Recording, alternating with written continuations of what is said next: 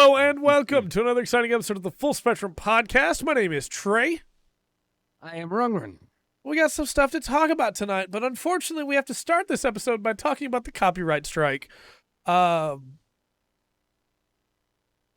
you might have noticed that What Makes Tokusatsu Special video got taken down. It's no longer on the channel. It was 20 hours worth of work to make that video. You might remember how proud I was after it happened, how much I was talking about it. Toei claimed that video immediately and made all the money off of it. I never saw a dime of the money off of it, but that was fine. I just wanted to talk about Kamen Rider. And Super Sentai and Ultraman and Garo, Regardless, Toei decided that wasn't good enough, even though my face was on every section of that video.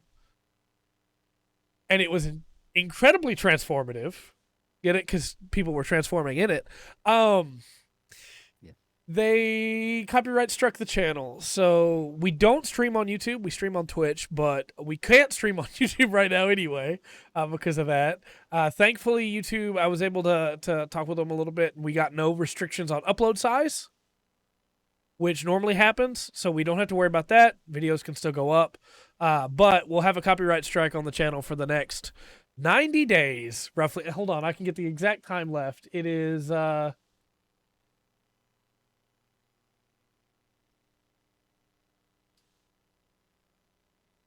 18th is when it will go away. So, Okay. yeah, that's wonderful. Which also means there won't be any coverage of Toei stuff on this channel until then. You quit saying their name. Well, like, if we get to 3 strikes, our channel gets removed automatically. So, yeah, we're none. You quit saying their name. I'm not talking Rider. I'm not talking Sentai. I'm not talking One Piece. I'm sorry. I can't talk about any of those for 90 days at least till that strike falls off. So, not super happy about that, of course. Especially because that One Piece game is coming up soon, and I'm going to record a video of me doing a first impressions on it, but it's not going up. Why the whole channel? Because YouTube's weird, and once you get to 3 strikes, they just go, well, obviously there's a problem. Here you go. So. Yeah. Kind of weird. So. Yeah, but.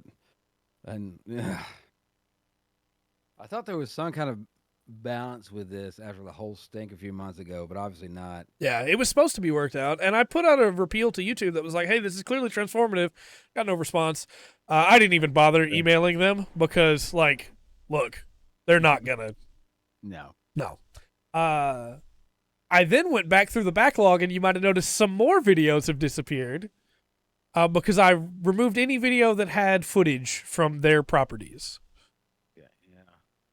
Because if they're willing to do it for one, they're willing to do it for the rest. So, yeah, they could have just asked for that video to be removed. That's the thing. They could have just done that, but they didn't. They copyright struck the video.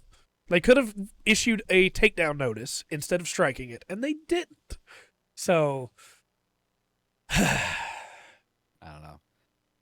It's a bit ridiculous. Wish there was it's almost like certain stuff. I almost wish it was like a regional button. yeah. But this is going to go out in this area. This one will go out worldwide. This Right. one, But I still have that video, and who knows? Maybe one day we'll do something with it. But right now, not doing anything with it. Keeping it. Maybe we'll upload it to Patreon and keep it as a Patreon exclusive because of this. But yeah. If you notice any videos that have One Piece footage or that have anything like that, gone. That's why. And I've just remembered one more that I'm going to nuke from existence as we speak. And so, while I do that, hey, Rungren, how's your week been? Not too bad. Went to go see the Northmen. Nice. Which I don't know. Do you need to put spoiler boo? Yeah, let me put him up there. I'll do that. I'll try my best not to spoil anything, but I don't want to. But I may. Which I liked. It. As we were watching it, I was like, I don't know if if somebody was more than just like if you know a little bit more about Norse mythology than just say the MCU. Yeah. I think you get a little bit more out of that out of that movie. There were some really cool scenes in it. I like the story. Obviously, it's the story of Hamlet, right? Right. Okay. Yeah, okay. Well, or Yeah, that Hamlet. much I've heard. Okay, it's not the exact Nord. What do you call it? Epic Poem, as it were. saga. Yeah, Saga. saga. Is what I'm looking at. It's not the actual Nord saga, I understand, but it's got it's got some elements of it Yeah. and going through. Overall, man, it was pretty good. Yeah. There was um the fight scenes get pretty brutal. Uh which I think that kind of came with the trailer. If Right. you didn't I think some people may even had an issue with it a little bit on the trailer, but it's definitely not like the most gory movie I've ever seen or anything like that. Right. Um, there's a couple of places in there towards the just kind of in the back half of the movie. I wish we had a couple more scenes Yeah. going through.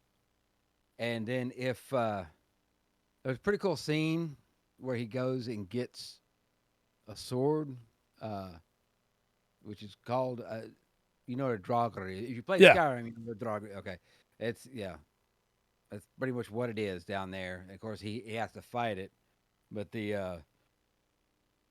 which is not really the way it would have gone out of a saga. Yeah. In this long poetic discussion going back and forth Right. before he earned the sword through it. But I think it also just works on a just a cool action movie too. But Okay. there's some really interesting things in there. If you like I said, I'm by no means a Norse expert at all. But if it's like more than just Thor and Loki in the MCU, a little Yeah. bit more about why Odin lost his eye, things like that. Because there is some references in there, but obviously it's a Hollywood movie. Right. It was pretty cool. It's not quite going to be the Volsungs. No, no, the and I am sure that there is a lot of stuff in there that I didn't catch. Right. They but like I said, I'm no expert on it. I would suggest going to see it, and a l- I'm sure a lot of people went to see it, because it's Alexander Skarsgård all like Right. ripped and shirtless, but that's not why I went to see it. I do have one question. It is why my girlfriend went to see it, but that's not the point. I don't doubt it. Yeah. Do they reference Fafnir in this movie? Mm-mm. No, man, it's not quite like that. You're gonna Man, get I love no. Fafnir. It's it's not quite no, it's not quite that deep. Yeah. You're not gonna get yeah. Then of course you get. I'm pretty sure Freya, Yeah. Odin, and I'm not even sure if Thor gets mentioned Right. uh, through there. I have to think. I'm trying to think. They had some imagery with the Ravens and a few other things. I'm I sure. think you give it a shot. I don't think it's quite necessary to go see it in the theater. But it's definitely worth a watch if it comes out. Get a chance to see it if somebody's got it, or if you get the DVD or the. I imagine it'll be. I think it's out of the theater now. I think it's already made its run through the theater. It might still be in Yeah. some place. I think it's already made its run through. Anyway, it's definitely worth a watch if you get a chance and you're interested in do have an interest in some of the Norse culture and stuff. Cool. But let's see. Watch the movie. Went to the movie theaters. Ate too much popcorn. Got sick in the stomach. Um, have been working on songs, videos, keeping those coming out. So Yeah. everything comes out on Sunday. Yeah, still getting so they're pretty good. people are listening, which makes me happy. Right. So we'll keep putting out songs on Sunday. Got a link as usual. Thank you, Zach. Thank you. I'm trying to think. I actually got a couple. One song's almost finished written for the next album. Right. I don't know. I'm trying to spread. Trying to spread stuff out. Oh, and you can find me on Instagram and Facebook now. Yeah. But like that's not me. But you can find stuff there. I can't keep up with that, so getting some my girlfriend's helping me with that. Which is on the gram. cool. Yeah. I got to get my well, I don't have a butt, so I don't know what I'm gonna do. no butt. So hopefully the the music will bring some people over. I don't know what we're gonna do. I'm assuming that it's Rungren on Instagram, but Rungren_music, I think. Okay. That's what it is. I understand why branding's very important. I get it, right? But yeah. I think it's a missed opportunity not to have called that account Rungram. Well, see, that's why my girlfriend's running, not you. That's very true. That's very true. No, awful. No. That name's probably taken. Probably. Someone else had that pun before me. Right. Yeah. No, I think it's Rungren_music. It might be the same. Yes. Okay, there it is. Where it's got there. Runner. Very nice. Yeah. Okay. Very nice. So that's kind of been it, and I got to figure out what I'm going to do for Instagram. Yeah. So I'll be working on that, but I really haven't had much else going on between music and the movies. So I understand. How has your week been? Well, I've still been playing Guild Wars, as you might know. That hasn't changed. That PvP video went up yesterday, and I'm really proud of that video.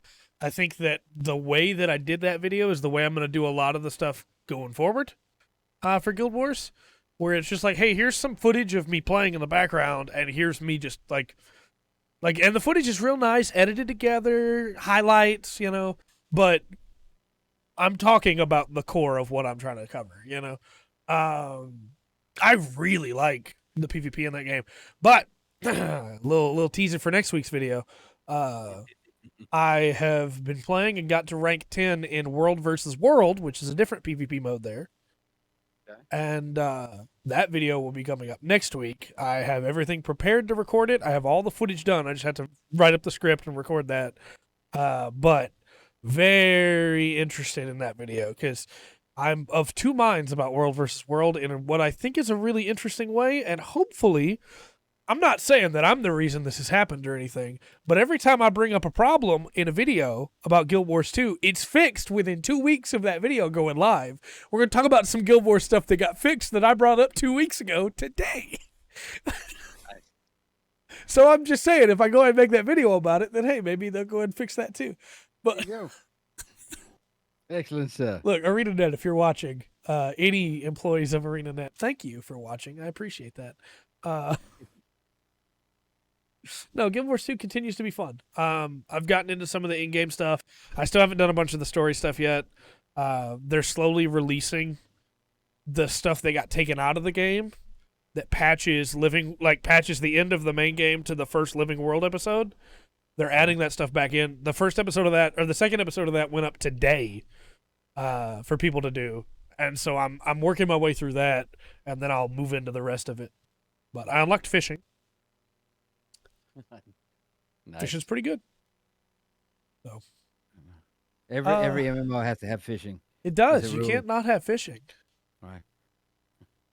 But I've also still been reading Sobote Must Be Destroyed. Yes. And I'm 205 chapters in. And I believe there's 241. Oh, yeah. Okay, so you close. Once I finish that, of course, there'll be a review for that. Really enjoying that. A lot of fun so far. I forgot something about Guild Wars. I'm going to circle back around to that in just a second. But I wanted to say on Sobate Must Be Destroyed, 205 chapters in, my recommendation is still, you should read it. It's good. You should probably read it. My girlfriend started Guild Wars for the sake of a video that I've got planned. And she got, once she hit level 10, selected for the new player experience that is coming out in July. All right. She got selected as an early beta for that, which is perfect for the sake of that video that I wanted to do. But I just wanted to give a quick shout out to the fact that I got to level 80, completed the full main story and everything before I was able to get my first mount by skipping ahead to the second expansion. She got hers at level 10. That's cool, man. No, That's- it's Will y'all be? That's live. Is it right now or would you it's say not no, up wait, you now. still put It's in- beta in testing when? right now. July. Okay. So it's beta testing right now into June, start of July, and she's one of the few people that got selected just randomly to be able to get that, which is really cool because again, it means that I get to talk about it in that video that I have planned. Yeah. But just a really good surprise there. They gave her some good gear to go with that and everything, and so she's been having fun. I had a lot of fun with the game even without the mount, but it definitely is better with it and getting it early. I think just from where I'm sitting right now, we're going to try and get her a little bit closer to 80 before I make that video. But from where I'm sitting right now, it is a good change that they should implement. Yeah. So, and then the last thing for my week that I wanted to bring up is the secret video that I have planned that I had talked about. I have all the footage for that collated. I just need to get it all edited together. Had a little bit of a fever yesterday that has passed, thankfully, now. But it means that I didn't do any editing yesterday. I know better than to edit on a fever. I've seen some of the things that I've done. But yeah, no, it's I'm really excited for that, and hopefully people like it because it's really dumb. And if people like it, then I have another one planned that I think will be pretty interesting. So Right please on, keep right looking forward to that. on. It's, That's been my Excellent. week. It's excellent. edit like Fever Tray is worse than Sleepy Tray when it comes to decision making. I I had a video that I had cut together of me playing what is the name of that game? It's Battlefleet Gothic 2 Armada, I think is the name of it. I tried to edit that while I had a fever, and for some reason, about halfway through the video, I just had like the frame zoomed to the corner and then panned up and then flipped the image so that it was zoomed in on just the ship and nothing else. It's like, all right, look. Artistic expression, Bo. Artistic Yeah. expression. Yeah. Ballad was Fever Tray. That's true. Trying That to was trying to tell a story through editing. That's all. That's all. so. Yeah, that's been my week. All right. We'll move into reviews. All right. The first one that we have here is Vampire the Masquerade. I guess Yes. the should not be capitalized. And even my driver, NVIDIA software stuff on a computer was like showing me this game.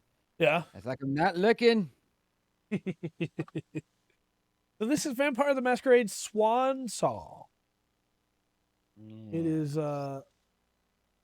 interesting, you might say, in a lot of ways. Wasn't like the first game in the series like 2006? Yeah, so they've been making these games like crazy lately. Because there's a tabletop game that's been Yes. popular for a long time. Yes. And- yes, it has. These have just been rolling out, these video game versions of it. This one's made by Big Bad Wolf Studio. And Swansong in particular is a little interesting in that it's supposed to be like not necessarily open world, but it's supposed to be like a RPG That's dialogue driven with a lot of options and choices. Think like a Dragon Age or a Mass Effect, but in this universe. Okay. With that said, let me pull up the ice cream here. What do you think the critic average score for Vampire the Masquerade Swansong is going to be? I think back over some of these games. How all of them have done? Because it's been wild, the differences. Well, that's my thing, man. It's like when they've got it right, it seems they've got it they've done an excellent job, and then some of them have just been trash, and I don't know. I can't remember which one's which. Yeah. Or which side of the coin this was to land on. I think I'm gonna go 89. Okay, we have a 79 and an 82 as well in the chat. All right. Don't vanish. Don't ghost on me here. Come on. There we go. Yak said we could go. Yeah. Uh-oh. The batteries are starting to die. I'm going to change them before next week. All right. Instead of going Shingo X, it went Shingo X. The critic average score is 68. Oh man, so it's one of those ones. Okay. Or it ACG might says be great, it's not telling. wait for sale. Fair enough. I want to read. I have a selection of these for you, like I always do, but this I'm really excited about this week's. WCCF Tech says, with its intricate and well-realized setting, engaging story, compelling characters, and well-implemented RPG mechanics, Vampire the Masquerade Swansong is a truly groundbreaking game that no fan of narrative-driven games should pass on. Okay, it sounded like they liked it. Yeah. And It then sounds higher than 68, all I'm saying. right. No, for sure.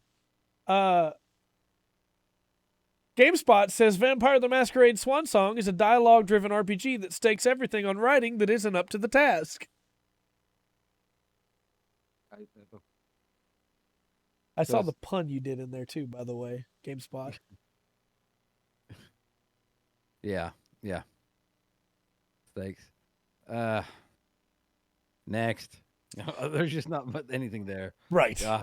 God is a Geek says Vampire the Masquerade Swansong offers a deep RPG game and an engrossing story with some well-designed puzzles along the way. To counter that, I have EGM that says Vampire the Masquerade Swansong can be a compelling experience, especially for those who are already familiar with the world of darkness. Its RPG mechanics lend depth to an otherwise standard narrative adventure, as long as you can grasp their meaning. But wonky gameplay balance and even wonkier facial animations, not to mention some of the more overwritten and under-earned emotional beats, can make falling in love with its vampires harder to swallow than a mouthful of blood. How clever. Then I have one final review for you here. Okay. Which is from PC Gamer, who says, Vampire the Masquerade Swansong offers an impressively flexible story, but that can't save it from its mediocre writing and scattershot game design.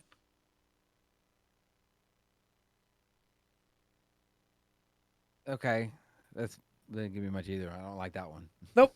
So I've given you 5 reviews, and I feel like I don't know anything from them other than the writing's not great. Well, it's good.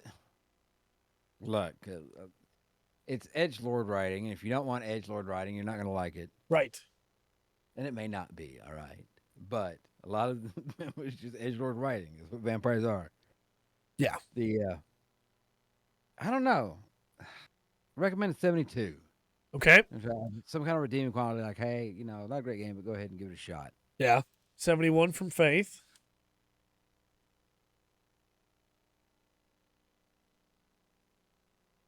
Yeah, it's starting to struggle a little bit. Got to change the batteries on it soon. Yeah.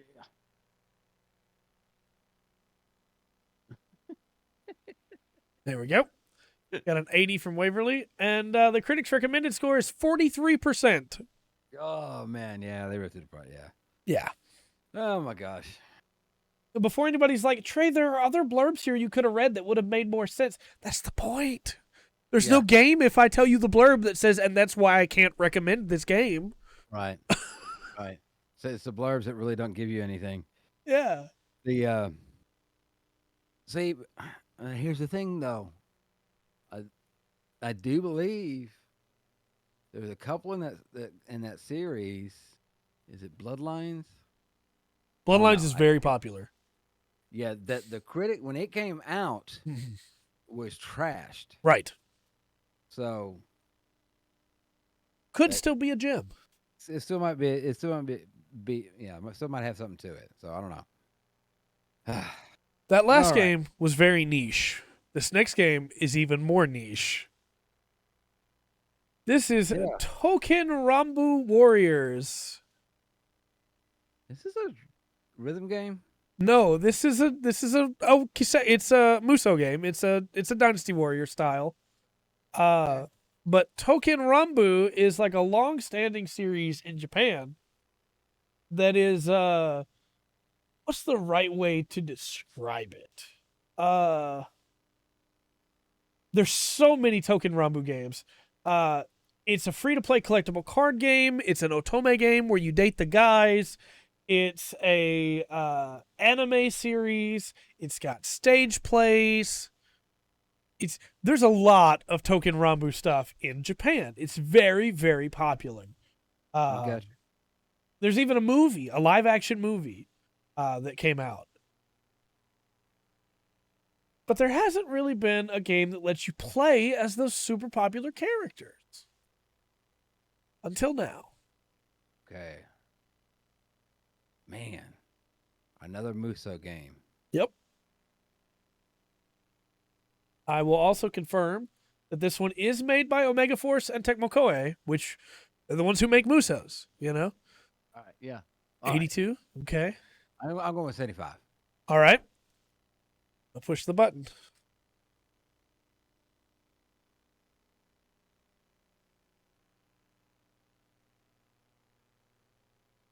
An 80 again?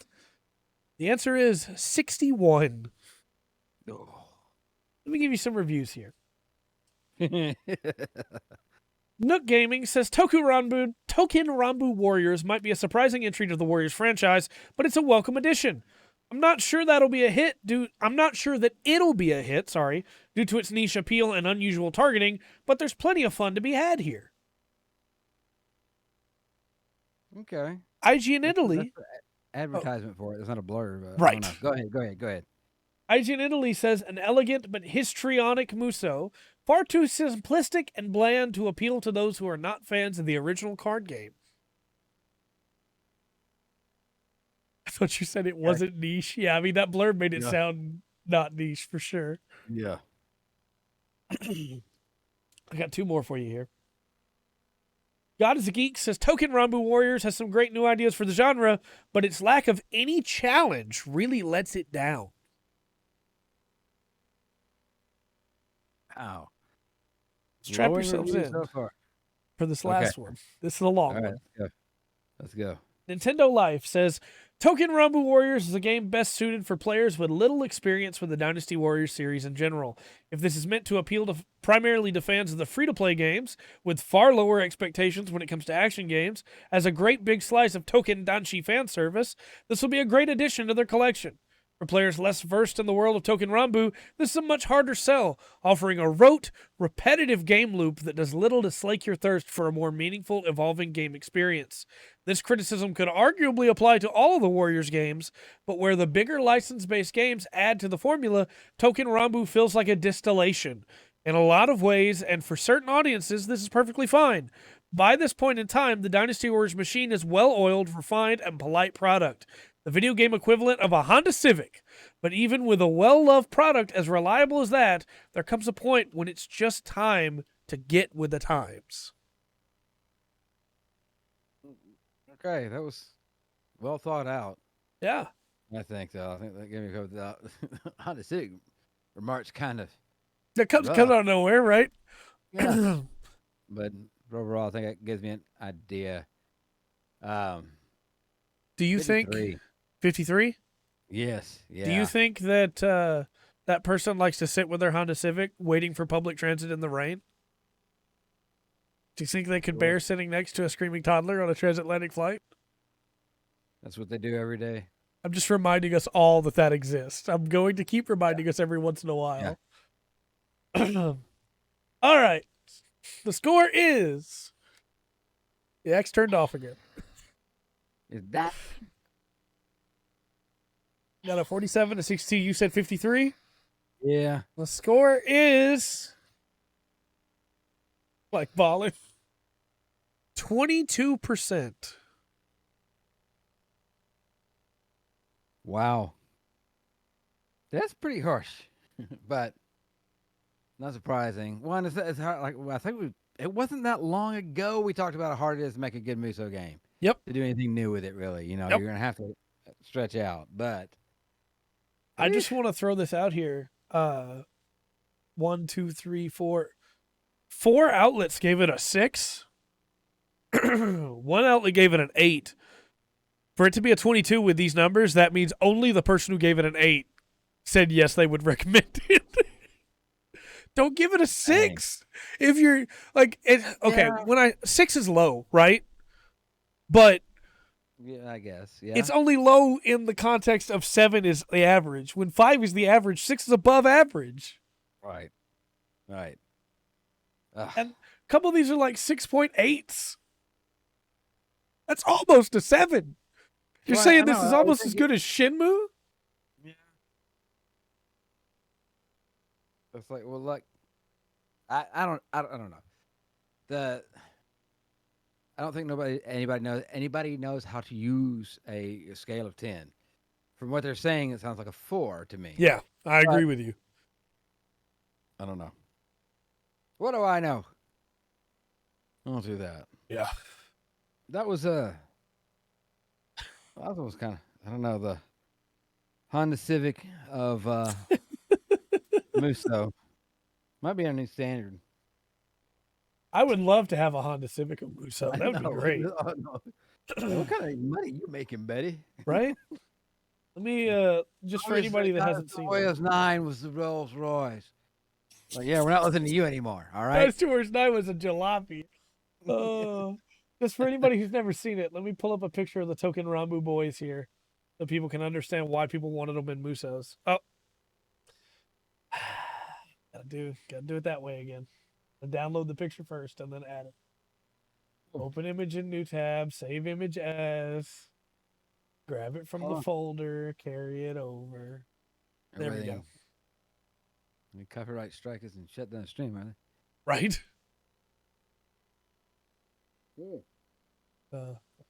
That's the Touken Rambu boys. 6 of them? 1, 2, 3. Mm-hmm. I'm missing 1, 2, 3, 4, 5, 6. Yes. Okay. Yeah, they want to run. I understand. Definitely some people that would love to play as them in a Muso game. I am sure. I almost said that would love to play with them, and then I realized how dirty that would sound, and then I said it anyway. So yeah, then you went right on, right on and said it. Yeah, and pointed out how dirty it would be. Yep. So next up, we have announcements, and we actually have some announcements today. Miso game. Lord of the Rings. This is the title they've gone with. Gollum finally has a release date, which is September 1st. Yeah. Now that everybody else has delayed their games until after that. Yeah. Time to finally bring in the game of the year. I don't know. This game's going to be. I've heard a rumor of this game. This is not.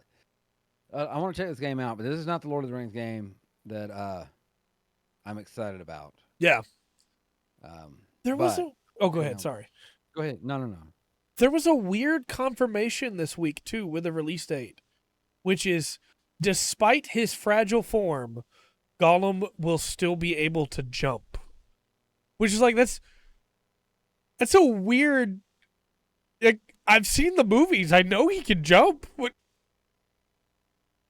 And that's a direct quote. What? Okay. I want you to think back to console Lord of the Ring game. I don't know how many you've played. No, for sure. For Okay. sure. I don't think there's any one of them you can jump in now and thinking about it. No. All games should let you jump Balin. Look, I loved Lord of the Rings The Two Towers for the PS2. I played so much of that with my dad. Aragorn cannot jump in that, despite canonically jumping in the movies. Right. And there was the other one, was it War in the North. Now I'm sure you can in the Shadow of War. Yeah, right? in Shadow War you jump can.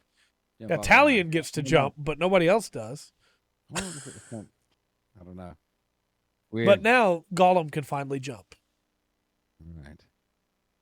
Have you? Oh, this is a poll. Have you ever heard of the YouTuber Mark Brown? Possibly. I don't He know. does a lot of like videos on game design, and he put out a video called "The Secret to Mario's Jump." I have seen that video. And at no point in that video does he tell you what the secret is. Yeah, no, you press it. It's the button.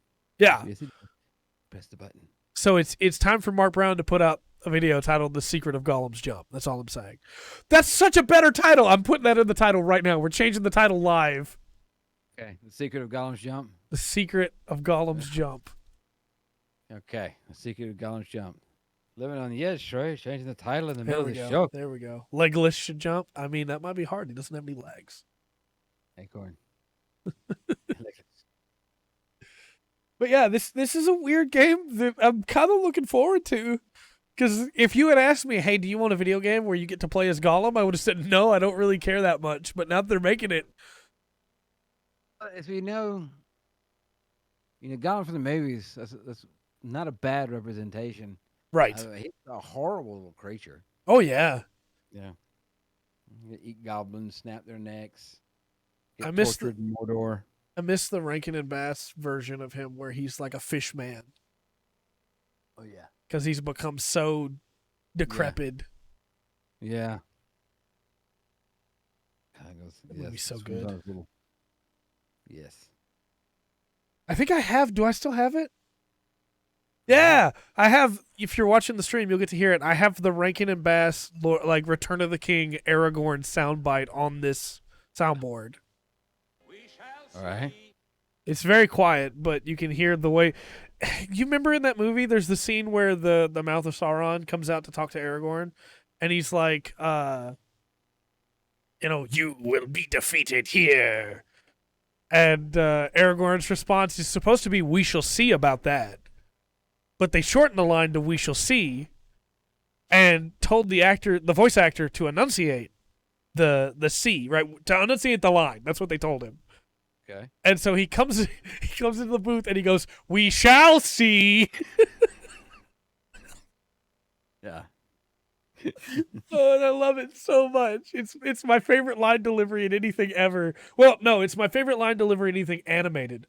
My favorite line delivery in anything ever is still Kevin Sorbo in Hercules when he reads disappointed. Oh.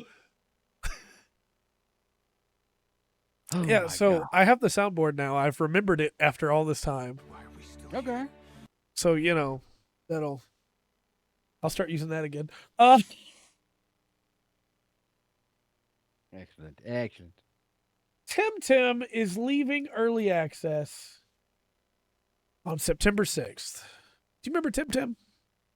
I don't think so. Temtem is let me get the date. I forgot to pull that up. The date that it originally came out in early access. It is the game that was going to be the Pokemon killer. Originally came into early access January 21st, 2020. And everybody said it was going to kill Pokemon. Yeah, that didn't happen, did it? Nope. Okay, I didn't think so. I was just checking. Just checking. Check my watch. No. Okay. It came out and had some really cool ideas, right? It has a stamina system for your attacks instead of just like power points. So you can use smaller attacks and regen more stamina, or you can use bigger attacks and go into negative stamina and then miss a turn, right? Which is a cool mechanic. Yeah. They have a lot of character customization. I didn't really like the colors that were used in the original. It's a lot of greens and purples that just doesn't really seem like, it seems a little too colorful for me, right? I understand, yeah. Like, you could sell me on a world where all the trees are purple and all the grass is like seafoam green. You could sell me on that world, but I don't feel like Temtem really does that. And so it's just like, all right. I don't think these colors really go that well together, but okay. Um, it was also really buggy at launch and really rough. Didn't have a lot of features. Well, that'll hurt. That'll hurt. Stuff, bugs. Yeah, People don't like that. They want to play their game. They want to pay for their game and play their game. They don't. They right. don't want bugs on their system. There also weren't any battles when it came out. You could battle wild Pokemon, but I'm sorry. You could battle wild Temtem, Yeah. but you couldn't battle other people. They've since added a bunch of stuff, new regions and everything. It's finally getting a full 1.0. People have been playing this whole time, and they liked it. So I'm going to give it a shot again, but it really didn't win me over with that first early access. And I think early access is super dangerous in that way because there'll be a lot of people that won't do what I'm doing, and it'll just go, no, I didn't like it. Why would I play it now that it's done? Right. So we'll see, though. It didn't kill Pokemon then, and it's not going to now, but No. No. just all those videos at the time that were like, is this the Pokemon killer? Or the streamers that were like, the title was, I'm playing the Pokemon killer. It's like, no, you're not. No, you're not. Pokemon's going to be fine. No. Don't worry. Look, if Digimon couldn't do it, no one can. That's right. Digimon had the best chance out of anything. Oh, I miss Digimon. Digimon Survive gonna come out. We'll see how it does. It's getting pushed off to die, I'm afraid, but we'll see. Speaking of things getting pushed off to die, NFTnafune is real. Not surprised. Not surprised. You were given the benefit of the doubt last week, I know. Yeah. Because he's made a cool game in the past. Yeah. For anybody who missed it, Keiji Inafune, we talked about it last week. One of the creators of Mega Man, not the only one of the creators of Mega Man, is involved in the Polka Fantasy Beastroid ARG, NRG, whatever they're calling it now. It's the blockchain game where you purchase NFTs of Beastroids drawn by Keiji Inafune himself, and you gather them and fight. I think it's not explained well on their website. Why would it be? It's a scam. Yeah. NFT. Yeah. So he's confirmed to be a part of it. He says that this time, as part of this project, he's drawn his favorite Robot Master designs yet. Of course he has. Yeah. Of course he has. Why would you do this if you weren't, sir? Right. You weren't drawing your favorite of all time. That would be horrible. They have changed the domain. Right. Well, these ones aren't as good as stuff as I've done in the past. But right. Obviously you're going to have to pay more. They changed the domain name for the website to look more official. Okay. Now it's beastroid.polkafantasy.com as compared to Inafune whatever that it was last week. They have linked to Inafune's video, because of course they have. And they don't have any more questions or anything else, but they now have a Discord and an Instagram. So, I mean, if you're just really interested in this project, you can go check those out. I'm not going to link to any of them because you shouldn't invest in this project. I'm not interested. I'm just fascinated on the whole NFT thing. Yeah. This is not financial advice. Don't buy NFTs. NFTs are stupid. No. You should not invest in this program. I have all of the images that have been shown. I have, without spending a dime or pirating them, because I hit right-click save as. So, yeah. Just what are you doing, Inafune? Like, you were so many people. Crap, man. Yeah. You know what you're doing. So many people believed. Well, I know. And we did talk about that last time, with his history through Mega Man and everything. Yep. Such an important game for so many people. And you want your heroes to be good folks. Yeah. And not always are. Unfortunately. Yeah. Yeah, don't blindly follow people like Inafune. Just lost sound a bit. Oh no. Can everybody hear him now? I can hear him the whole time. Oh, I'm sorry. You lost my sound a bit. I think I we're don't know good. why. May not be on my end. I don't know. Like quieter, or I'm just not there. Have you been a ghost this whole time? Oh, you sounded distant. It might have been when you pulled your head back. It might be so. Might so. Sorry about that. If you've been a ghost this whole time, you have to tell me. That's the law. It's the ghost law. So pale. It's ecto law. There's no ecto law. I have law. Speaking of law, let's talk about change of heart. Returns. Yeah, it's back. So for anybody who doesn't know, OG Yu-Gi-Oh, right? OG Yu-Gi-Oh, when it first came out, had an incredibly powerful card known as Change of Heart. Now, when you think about banned cards in Yu-Gi-Oh, you probably think about Pot of Greed or Graceful Charity or A Monster Reborn, right?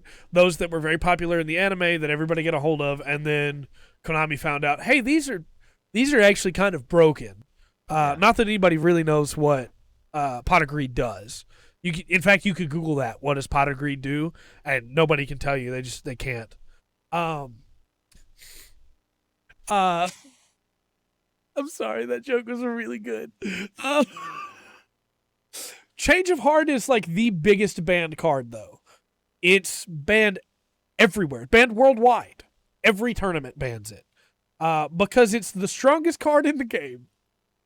You play this spell card, and unless somebody uses Deflect, there's a bunch of different spells that can deflect, but unless they use one of those, you just take control of your opponent's monster.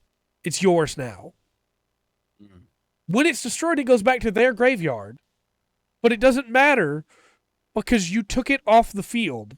And so people would hold on to the card, of course, until their opponent had summoned their big 5, 6, 7, 8, 9-star monster and then play it. Game's over.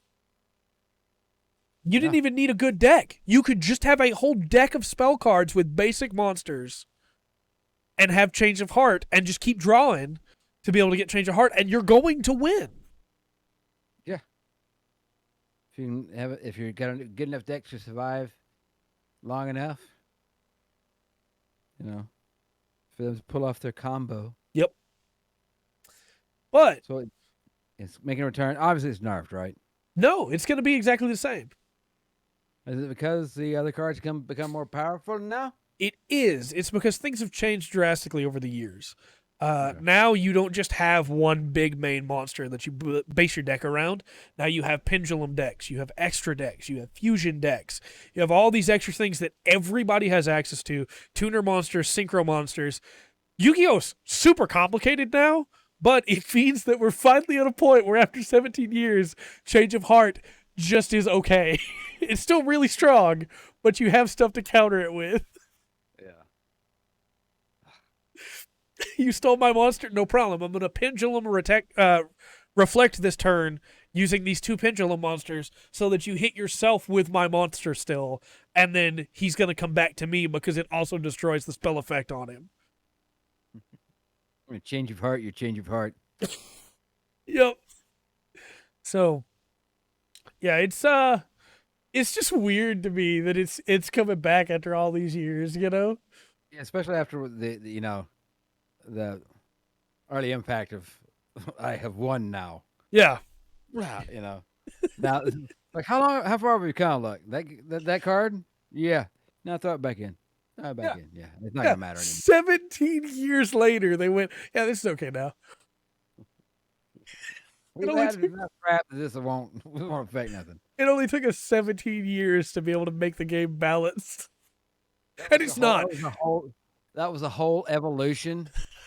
Is to get this card back in. That's the reason why you have all these different summons now. That's right. For anybody who wants to say, hey, Yu-Gi-Oh's balanced, it's really not. It's just there's so much garbage that people can do that tournaments are interesting. And for anybody who's like, it's not garbage, watch some high-level play of Yu-Gi-Oh! Not on the Duel Masters video game that has the basic rules. Watch some high-level tournament play where people have 60 cards and somehow by the end of the match, they have 60 cards still in their deck, but now there's 40 cards in the extra deck and 12 cards in the pendulum deck, and they're just throwing stuff out. Yeah. So, yeah. Also, for anybody who's curious, if you have a Change of Heart card still, it is no longer worth anywhere near as much as it was. Well, no, now that it's usable. If I pull it up now, I could get it shopping. Yeah, now you can get one for $11. There you go. Whereas it used to be $700. Yeah, it's a little bit different. Yeah. So, however, if you still have a Pot of Greed, you can sell that for a good amount. Yeah. So, that's still banned.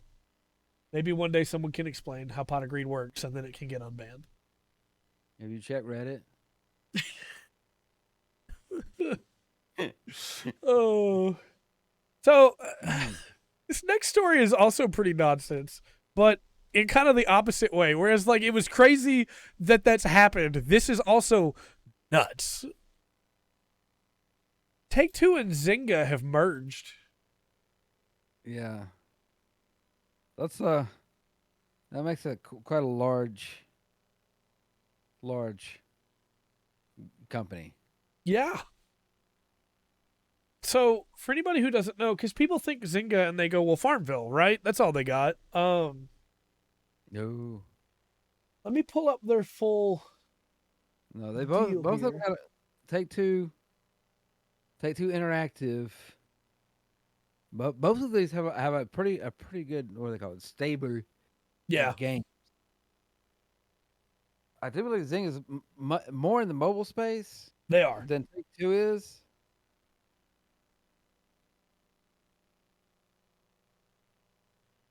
I don't remember what the last Take-Two game I played was. So, obviously, they have Farmville, Farmville 2, all that fun stuff. They also have Castleville Legends, Words with Friends, all of the Magic Match games, including all the derivatives, all of the derivative Farmville games, all of which are mobile, right? So, you know, hey, that's big on the mobile scene. Yeah. But they also have Draw with Friends, Draw Something, Boggle with Friends, Chest with Friends. Who has all these friends? Right. Merge Magic. They have all of the different slots games that are like Willy Wonka, Wizard of Oz, all that stuff. And then they also have a bunch of board games because of their partnering with Hasbro in 2012, which include Draw Something, the board game version of Words with Friends, Cityville, which is a version of Monopoly. They are there, and people just forget they exist. And then when we look at Take-Two's library, we get... Take-Two goes back quite a way. Take-Two's a lot older than Zynga, I do believe. Yes. All the way back to Star Crusader in 1994 that they developed. They developed a bunch of games up until about 1998, where then they became a publisher. And as a publisher is where they really started to shine. Games like Battle Cruiser 3000 AD, Wheel of Fortune, and Jeopardy for the 64. Yeah, oh, God. Grand Theft Auto. That was them. Oh, they published that. Yeah, okay. Yes. I mean, the image, the logo has been going over my head. I'm like, what game am I seeing that on? Yep. Okay. Every single version of Montezuma's Return, which is like that was on PCs at launch. Like you got a PC in 1995, you had Montezuma's Return on there. No, I'm sorry, Windows 98, not 95. Sorry. that came out in 98. The pinball Look, we're games, still running 95. All right. right? All of the different pinball games that came out on PC back then, like Microsoft Pinball, that was published by them. A Bug's Life for PlayStation, Railroad Tycoon, the remade Lemmings game in the 2000s, Formula One 2000. Man, there's so I'm trying to find like the big games here. The Spec Ops games. They've made so many. Yeah. And then they became a distributor in 2006 where they distributed even more games that they didn't make, like Rainbow Six Rogue Spear, the Spec Ops 2, and would later be Spec Ops The Line that came from that series. Sacred, Port Royale, Drakengard, one of my favorite games ever. Yeah, they got a big sale, man. They do, and I don't think people think about how big Take-Two is, you know? Yeah. So this merger makes them one of the biggest companies in gaming. Yeah. We don't know all the details of the merger, but what we do know is that Zynga has been removed from the NASDAQ, and it's just Take-Two now. Interesting. Take-Two is currently still a publisher and a distributor. They haven't made any new games, so it's going to be interesting to see if they get back into developing games or if they just continue to distribute and let Zynga just make them for them. Well, that's what I'm saying. I think that'd be the reason to get Zynga. Yep. Because they would have them make the games. Right. I would This think. also opens up Zynga to be able to make mobile games using any of the properties that Take-Two still has licenses for. Yeah. Which is quite a few. Yeah. So. And you know, some of the Call of Duty games on mobile they're not Call of Duty. Right. That's right. Activision, Infinity. I guess it's not Infinity Ward anymore, is it? It's Sledgehammer, Treyarch. They didn't have anything to do with those. Those are made by completely separate people. Yeah. So that's gonna be. It's gonna be interesting to see where that goes in the future. What comes out of that? Yeah. A little merger. I'm interested in that. For sure. All right, man. All right. Spit it out. Let's talk about this new Guild Wars 2 stuff, because there was a Guild Wars 2 announcement today with a patch that makes it better for new players in a really cool way. They added, like I said earlier, they added that new Living World episode, which is cool. Always good to have more story, right? But the big changes are, and they added some new legendary weapon stuff. The big changes are the polish they did. So when I got to 80, I had not yet finished the core story. And I've talked about this on the podcast before. I had a pop-up that started flashing saying that my experience bar was full and I needed to select a mastery. But I couldn't select masteries because I hadn't started the first expansion. And so that pop-up wouldn't go away, and I eventually just skipped to the first expansion, did that first mission to unlock the masteries, and then went back. Haven't done any more story there, but it did spoil me on some things, right? The first polish thing on here, after 2 weeks ago I complained about it, the Central Tyria Mastery track will now unlock for accounts with expansion access when the player unlocks the Central Tyria Mastery point at level 80, rather than requiring players to start an expansion story. They're just waiting for you to get done with it. They were just waiting for me to talk about it. They went, he's so right, we gotta fix this right now. As if that wasn't cool enough, one of the biggest, little problems, I say biggest little, I guess, but it was, that I talked about in one of the videos, was your leveling gear you couldn't salvage or sell because you'd equipped it. But once you hit 80, you could salvage any of that stuff, whether you'd equipped it or not. And it was really weird. Well, they fixed that. Equipment awarded from level up rewards can now be salvaged or sold to vendors. So you need to go to the forums and take suggestions. Tell me new things to talk about in the video that need to be fixed. Yes. Oh, it's just really cool to like have just complained about that. Oh yeah, okay, here we go. So Next. I'm not saying they listen to me, but thank you for listening to me, ArenaNet. I really appreciate it. Yeah, it just I like the idea that devs. I mean, we talk about devs that care about their players, but like FF14, you know, the mahjong stuff where they made it on their own because they wanted to include that for people when they weren't at work. It's always nice to have quality of life that's just added in without fanfare. That's like, hey, here's a thing that people would probably appreciate more. Yeah. So don't have to buy an expansion. Just here you go. Yeah. You know what you do have to buy though, or at least you do if you're me. Yeah, I bet you do. Rainbow Six Siege is adding Yakuza skins. And I don't, man. Mexican pizza. Mexican pizza is very good.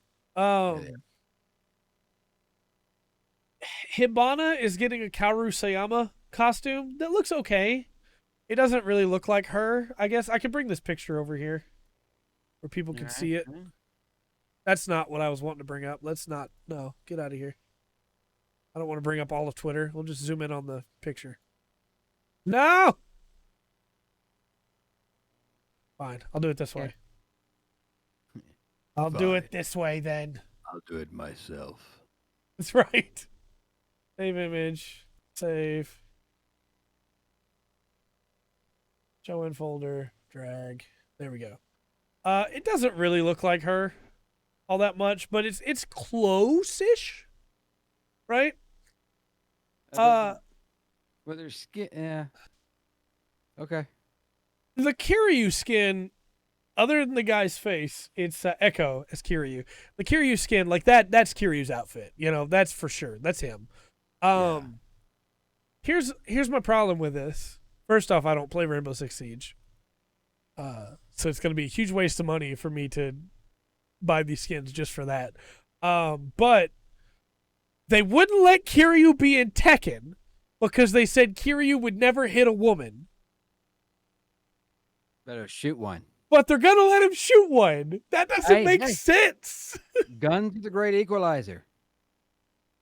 Kiryu also doesn't normally use guns. Yeah.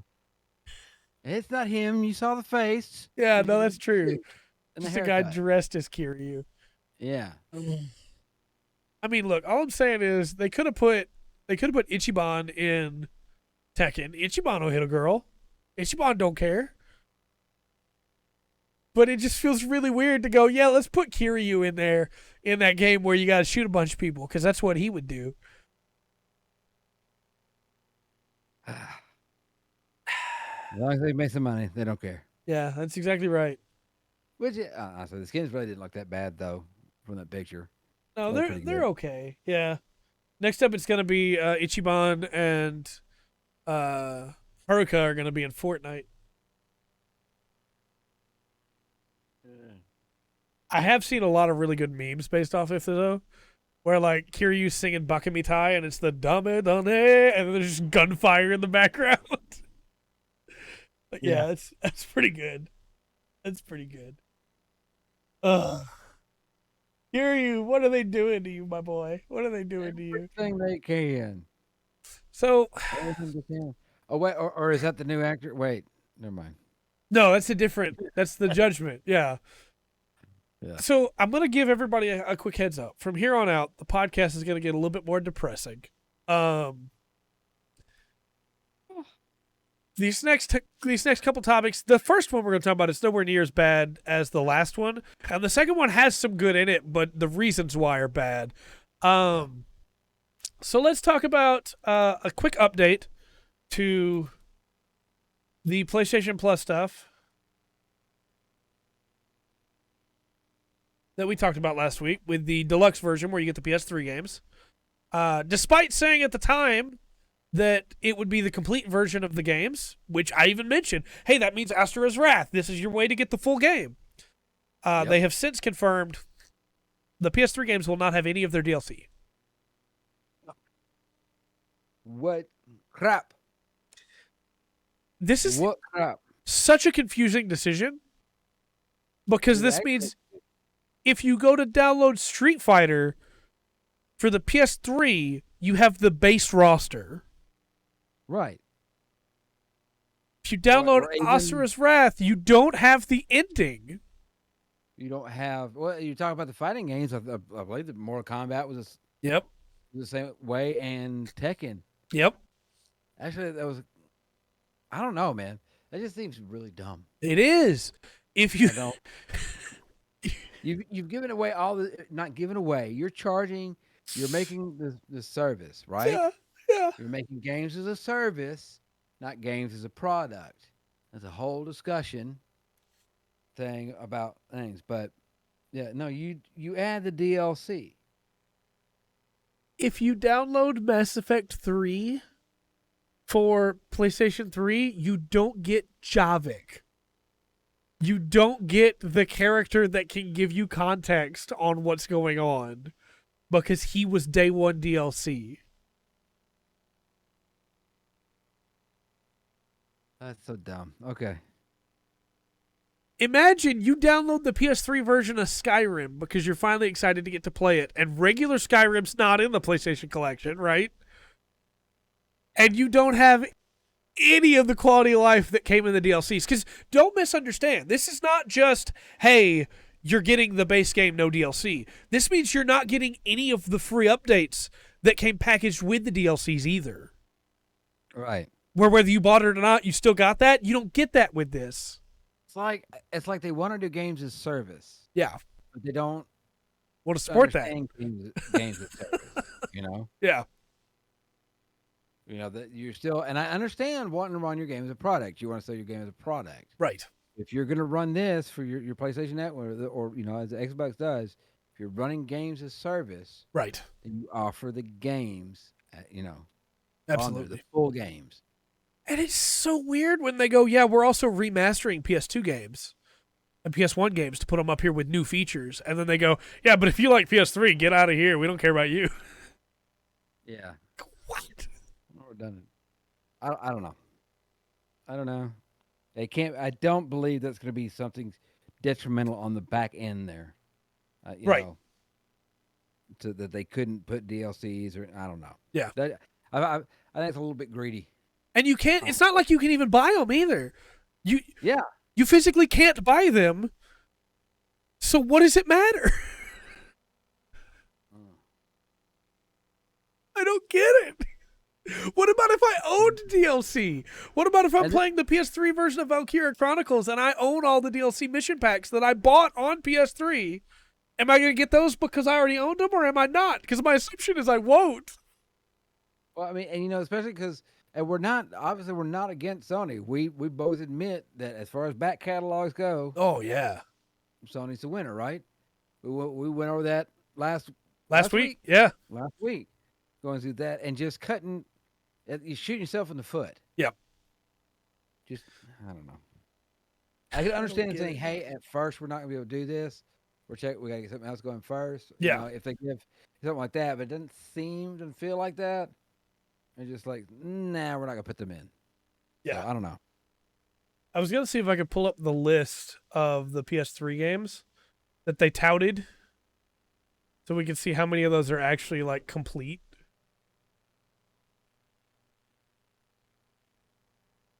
Where is that?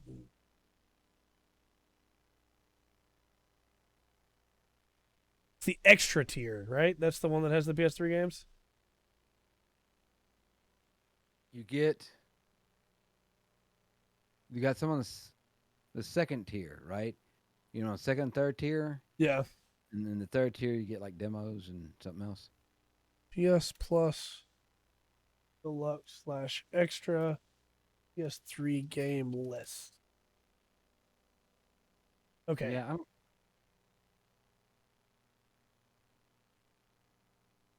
No, this is not it either. Thought for sure that'd be it. I had it pulled up just the other day, last week when we talked about it. yeah. I don't know. there's other people that see this, and I'm sure that they have going through. I'm trying to run in my head like games that had DLC beyond the fighting games that we mentioned. Yeah. So I have the list here. Okay. Batman Return to Arkham Asylum. That one's probably okay without the DLC. Yeah. Arkham City, you're not getting to play as Robin. You're not getting to play as Red Hood.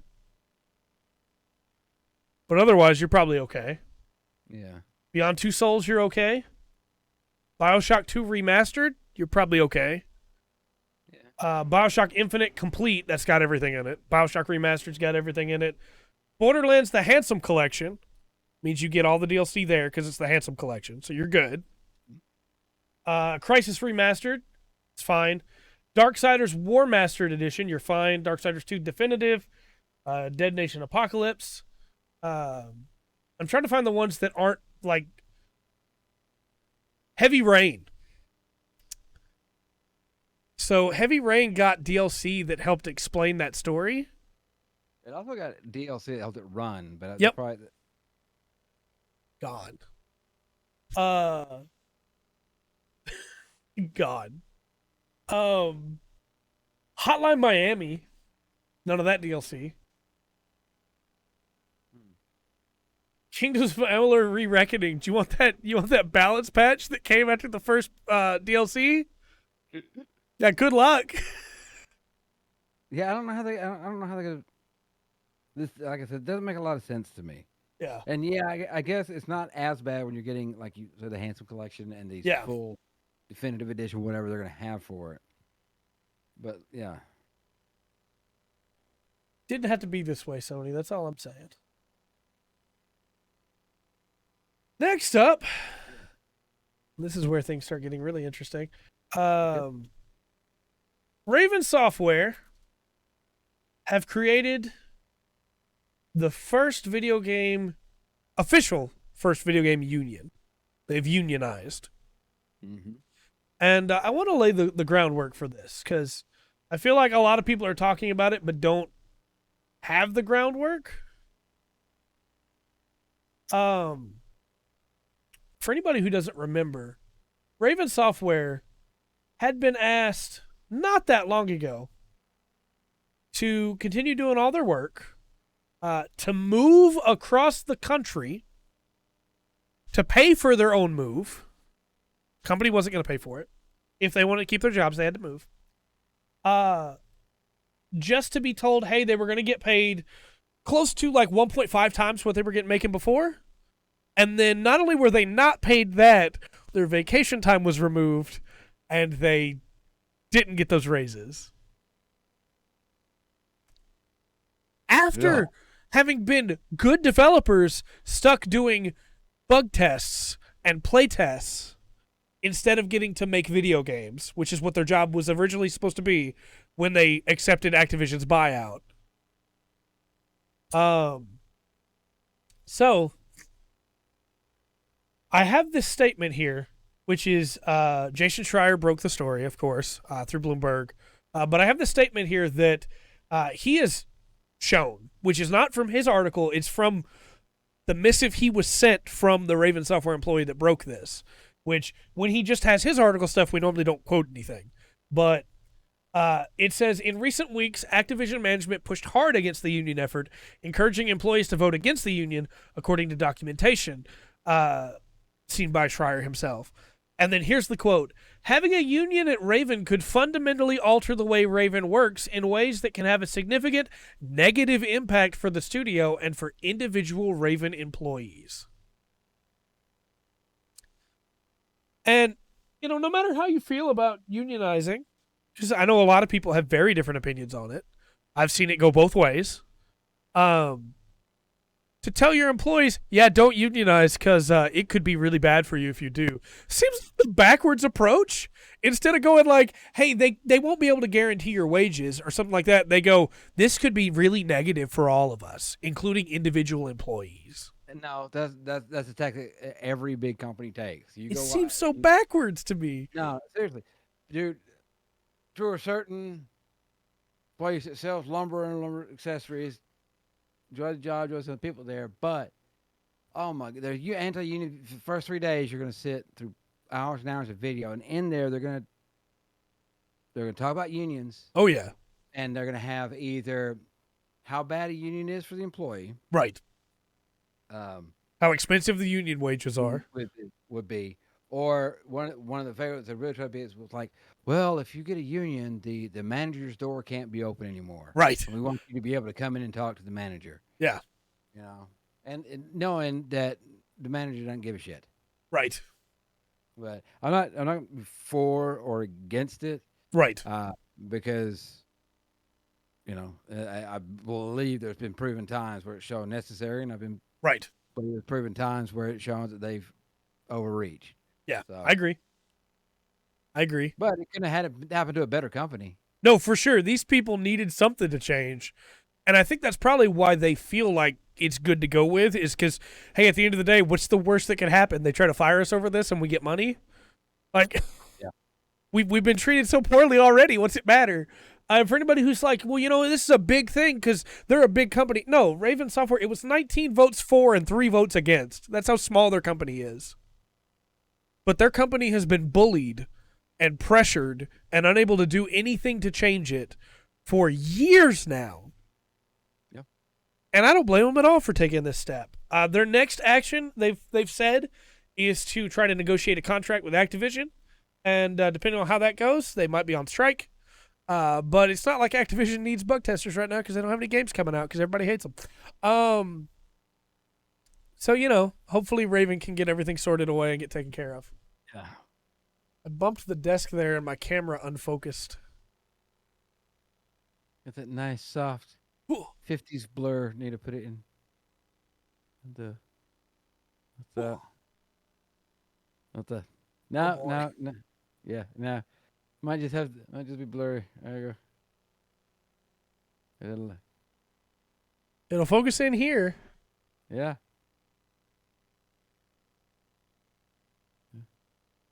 I tried bumping it again. That didn't fix it. It's offended. I think so. I think it's focusing on the green screen. Well, it might be. I don't know. Should that? I will attempt to fix it on the back end while we talk about this next one. Okay. So. Yeah, this... Unless you had any more you wanted to say about the union. No, I think we covered that. We're good. That was interesting. Yeah, this next one's just downright shitty. Yeah. Give me a sec. I got the Logitech thing is trying to open over everything else. There we go. You done? There it goes. So on this next one, I don't know how long we're going to talk about this. I'm not going to try and cut it short because this is bad. Let's talk about Team SMG. Yeah. And Ninja Boogie. So, it hasn't been that long at all. Turn the autofocus off. There we go. It hasn't been that long at all since we talked about a couple of the other teams in esports and some of the garbage behavior they were doing.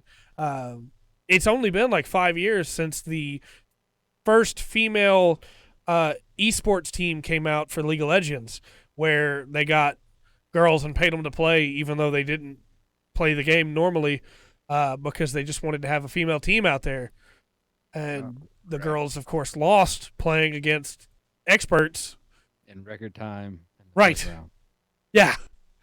I think it was their 7th game. They finally got a tower. And you take towers to win that game. You normally have to take like 4 to 6 towers to be able to win a game reliably. And so like it's they just didn't know what they were doing, you know? But esports teams have proven time and again to focus more on the name than anything else, right? Well, Michael Ross, Ninja Boogie, who's a Dota 2 player for Team SMG, suddenly was leaving the team, they announced on Twitter. And they put together a nice little collage of him, of his best moments, And he responded under that tweet saying, "Tell them the real reason of the kick," which they did not, of course, at all. Surprise face. Because as it turns out, his mother had suffered a stroke caused by her stage 4 cancer before he was supposed to go to a boot camp that was going to be 6 days later. And he had sent them a message asking if it was okay if he was a little late to the boot camp so he could be with his mother before she died. He was still planning on going to the boot camp. And actually, in his follow-up response, late was going to be by a couple of hours. He wasn't even going to miss a day. Wow. He wasn't told that was why. But all of a sudden, after he informs them of it, they held a meeting without him and came to the decision to fire him because they were afraid that his mother's health would affect his performance. Wow. Yeah. Horrible, horrible people. Horrible people. Not only does he have to deal with all this, but his mother did pass away Monday. Yeah. Yeah. So now Team SMG is trying to go silent on it. They haven't responded to messages, they haven't responded to DMs, they haven't responded to outlets. And they can't. What are you gonna say? Yeah. Oh my gosh. It's just really, really rot. And to go, I realize you make lots of money and your image is Team SMG, all that, but come on. yeah. This is bad no matter where you did it. This wasn't a tournament. Right. This is a boot camp. Right. A boot camp he was still going to be able to make it to. They just assumed, oh, his mom's dying. He's going to be really bad at the game for a week because of it. So we'll just kick him now. Crap. What?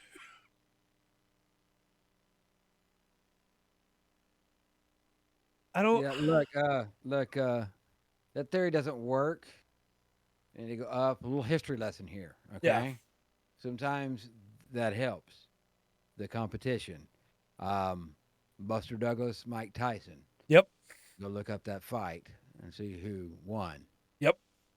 Also, if you were worried about his performance, you could have watched him over the days the boot camp he was still going to and seen his performance there and made a decision. You didn't have to fire him while his mom's dying. Right. I'm sure he'll get picked up by another team. There's a lot of people who are upset about this. Yeah. For good reason. Right. Team SMG's in big trouble, and my gut says they won't recover from this. My gut says the team will probably wind up getting disbanded. Just because, who's going to want to go up against Team SMG after this? Or maybe people will want to, just to wreck them. Right. Oh my gosh. That's I don't know. That's just kind of it's just callous, man. It is. It is. And please don't take this the wrong way, anybody's watching, because I'm not trying to imply that any one is better than the other, but it's over Dota 2 team. There's one big Dota 2 tournament every year. There's a couple small tournaments, right? It's not like it was going to be forever. Even if his skill did drop, the Dota International is months away. It's not like a league tournament where it's happening every month or a Smash tournament or something like that, you know? I don't know. Yeah, it's just poor taste, selfishness. I don't know. You've got when you do something like that, you've got yourself on such a false pedal of importance, pedestal of importance, that you deserve to get knocked off of it for sure a little bit, and hopefully this will do it. Yeah. Get your priorities straight. Hopefully so. That's the news for this week. Had to end it on a terrible one. What? That's okay. I might be able to redeem us. Yeah, let's throw it over to Rungren's Corner and see how things go. All right. Well, we say happy birthday to Will Sasso. If you watch Mad TV, For sure. Happy birthday. I'm sure he's watching. Hey, I'm sure. Sasso. Absolutely. You don't know. Okay. So, it's a few days old, but actually, excuse me, a couple of weeks ago. It wasn't long ago that this Italian lady, her name is Mary Mion, and she probably didn't connect that connection even close. But she turned 90 on a Friday, and she was presented with a cake. You know, as you are. Yeah. On birthdays. This event also marked the anniversary of the day the 88th Infantry Division fought its way into the city on April 28th, 1945. Okay. Okay? So, according to the U.S. Army, her, Mion, she was little at the time, obviously spent the night with her mother hiding in the attic of their farmhouse. As the German soldiers were retreating, they were firing on houses and anybody, was going on. They were retreating. They hid. But when she woke up on her 13th birthday, American soldiers were near. Now, her mom had baked her a birthday cake and left it on the window to cool. Right. It disappeared. Of course. Yeah, by a hungry American soldier come through. So the cake she was delivered was actually delivered by the United States Army. And they celebrated with her. Nice. Yes. They sent her the cake. She was generally surprised. The U.S. soldiers had returned the cake 77 years later. There was lots of Mamma Mia's and Grazies. There's a small crowd of some U.S. commanders and Italian officials saying happy birthday to her. Right. Yeah, and that's pretty great. So, how old was she again? I said that just a second ago. 13 when it happened, right? So. Yeah, she turned 90. This is her 90th birthday. That's pretty great. Yeah, she got to eat. She got to eat with her family and some soldiers, and they got to talk about that day. It's not a very long story, but I thought it was a very nice one. I think so too. I'll do that. I think so too. I had the army show up on her. Can you imagine? 88th Infantry is like, ma'am, we have something for you. Right. It's a cake. Oh, that was my little story I found there. Sure. All right. Week. A good one. A little bit better news and something pleasant after all the misery you brought us. Gosh. Absolutely. That was good. Do you have any plugs for this week? I would like to thank our viewers. Mm-hmm. They've been awesome. Everybody that likes, comments, and subscribes on these videos, because it just makes everything better. Absolutely.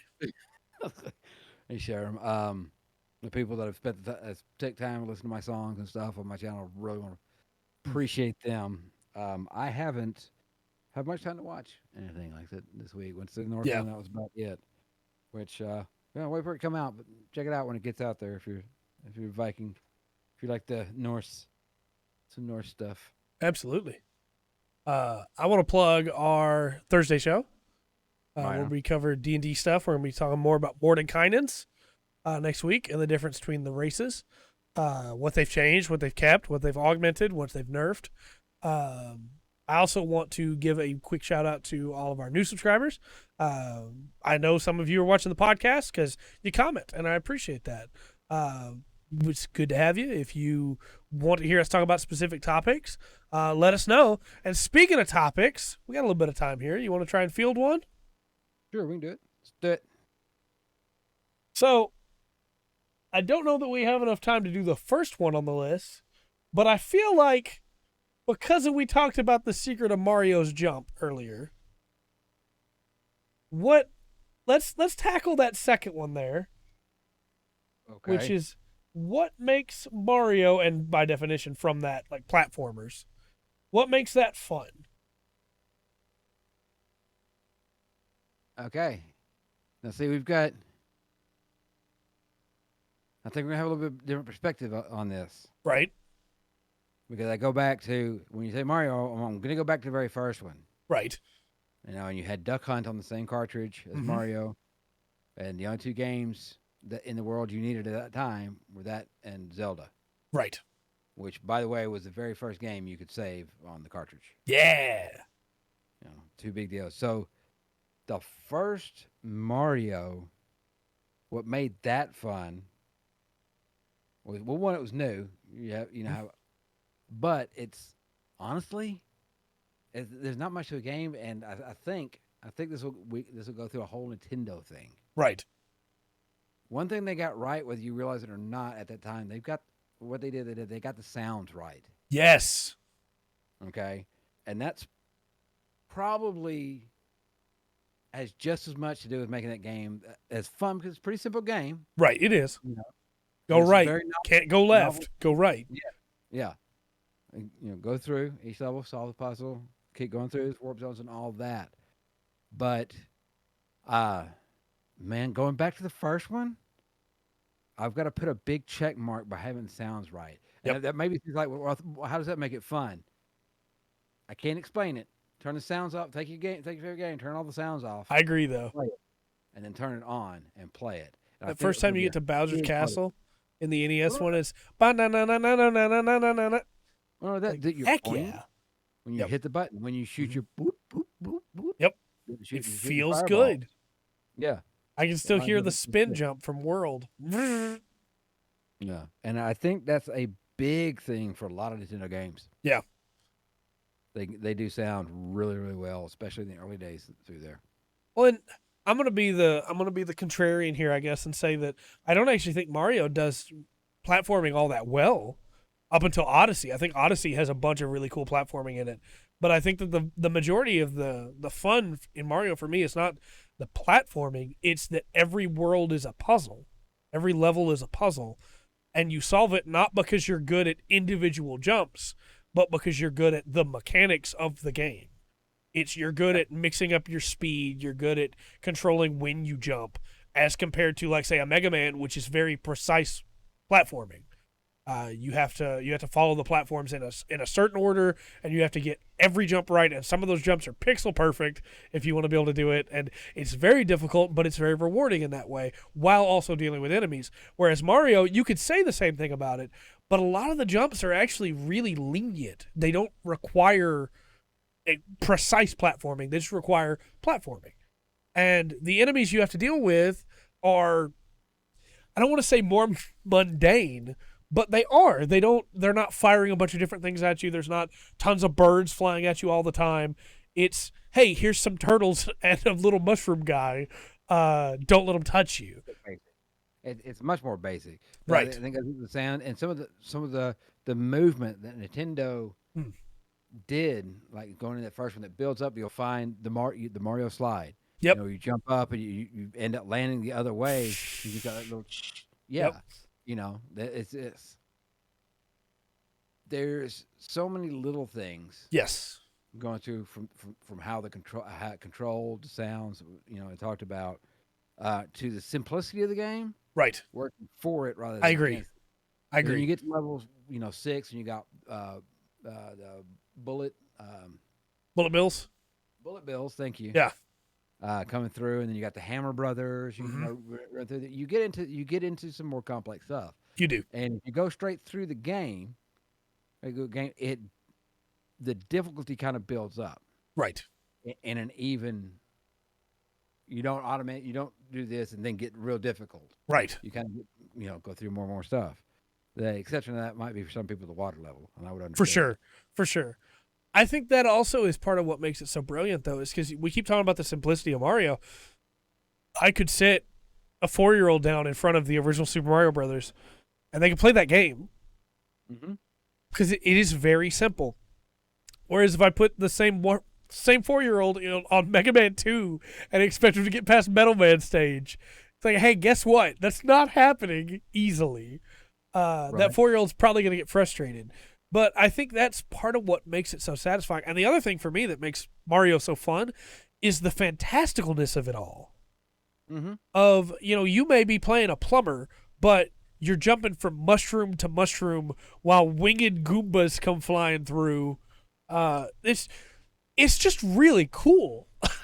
There was a lot of stuff that was offered up on the platform for the first one too, right? Because you've got multiple ways to get to the end. Yeah. You've got all kinds of warp zones you can go through, and run through. And then what's something that I'm sure there's older one, but for me is the negative world. Yeah. The negative world myth, rumor. Yeah. Going through that, I don't know that whole mythology through that. It's kind of stayed. It has. It's kind of stayed with it. I mean, I don't know if it's spoken now. Right. It has this kind of thing, but yeah, I don't know, man. I would say too, other than Sunshine, I think all of the games have kept that simplicity. Because even though like Super Mario 3D, hey, you're in or Super Mario 64, sorry. You're in 3D now and you got new hats, but it's just 3. And other than that, it's just your basic moveset, right? Super Mario Galaxy, you're in space now and you're on different worlds and you have these different forms, but it's just 3. And other than that, you have your basic moveset. RBG is a different animal. For sure. But Sunshine is the water backpack that has multiple modes, and you have to manage the water meter. And I think other than that, like even Odyssey, it's just, hey, yeah, you have this cap and you can control things when you use the cap. But otherwise, just here's your basic moveset, It doesn't have to be complicated to be good. No, it doesn't. No. Yeah, I think we hammered that down. I think so. There's, I think, a lot for Mario. Obviously, the plenty of games, but a lot of it was just, man, they hit the right time at right place. They did. For a lot of kids at home. And for most of those games, they kept doing that. Yeah. They kept hitting the right one at the right time.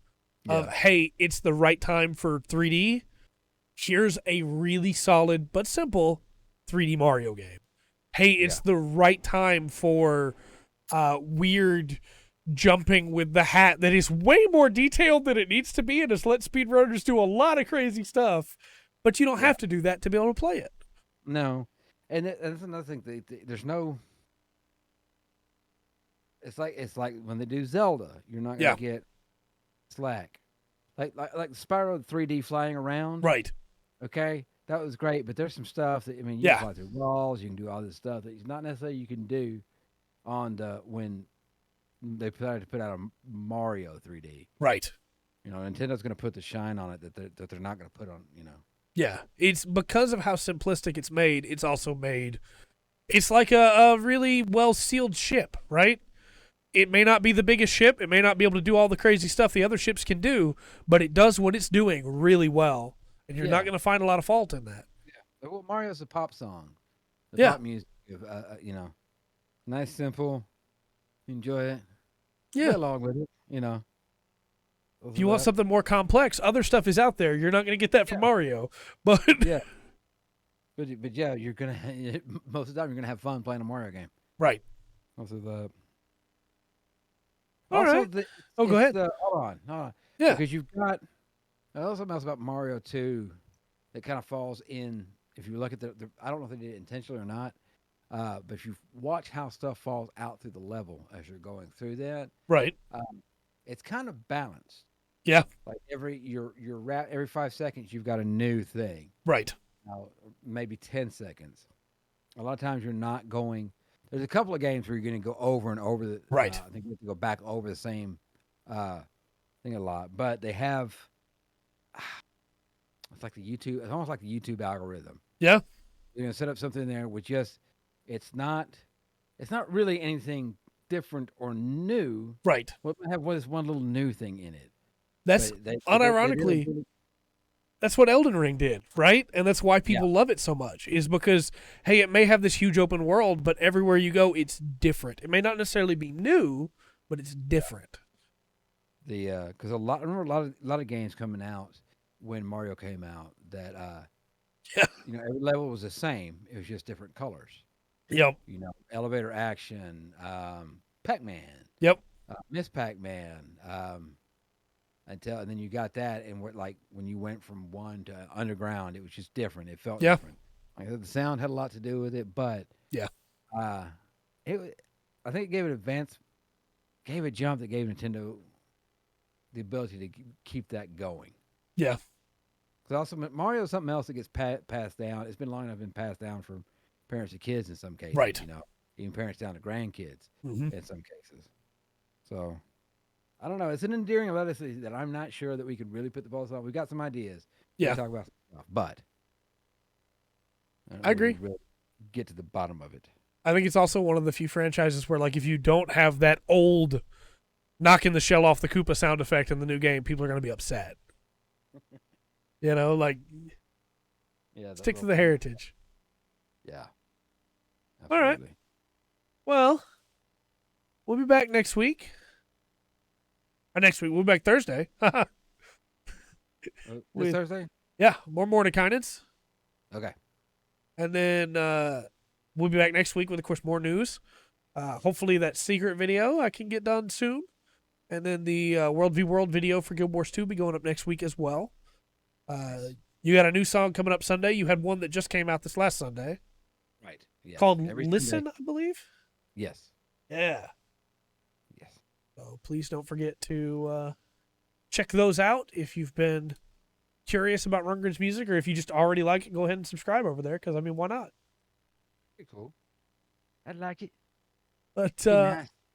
until next time, I've been Trey. I've been Rundgren. We've been the Full Spectrum Podcast. Remember to always enjoy the full spectrum that life has to offer.